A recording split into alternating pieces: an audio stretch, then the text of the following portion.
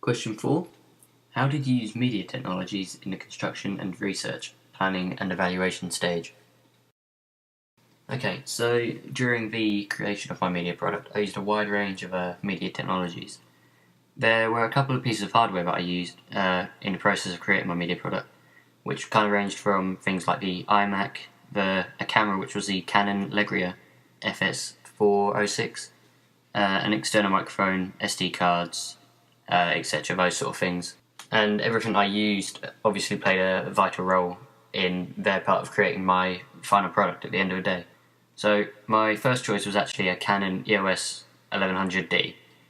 This was for a number of reasons, mainly that it had like extremely kind of really clear footage, and that's what I really wanted for my product. I wanted something that looked professional.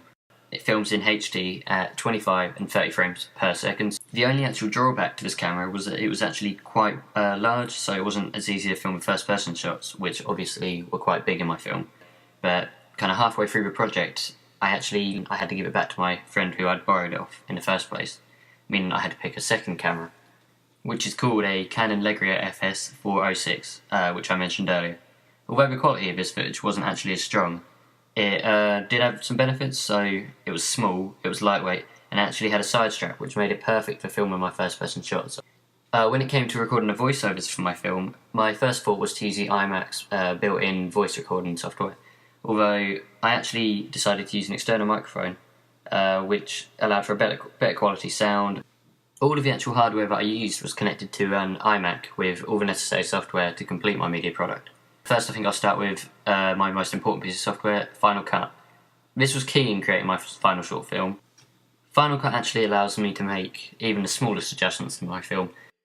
A particular feature that was actually really helpful in Final Cut was probably the colour correction tool. So, for some of my clips that were filmed on different cameras, the colours and lighting were rather different, and obviously this meant that if they were used in the same scene, it wouldn't really look proper and correct. So, rather than just leave it, I decided to use the colour correction tool, which actually allowed me to make the clips as similar as possible, as you can see here. So we have the original clip, and then here you can see the actual clip after I colour corrected it. For the creation of my transitions and first person effect on certain shots, Final Cut continued to be a great use, as there are pre-created transitions and effects that I could use. For example, the vignette blur effect created a blur around the outer edges of the shot, so you can see it in this shot here. Which actually almost works as like an eye shape, which worked perfectly when I wanted to indicate that the shots were actually first person. Another piece of software that I used was actually GarageBand, which was used for all of the voice recordings I did in my actual product. Again, quick, simple and easy to use, which was exactly what I wanted. Something that I actually learned to use this year with GarageBand, which was actually a really kind of daunting process for me, was creating my soundtracks.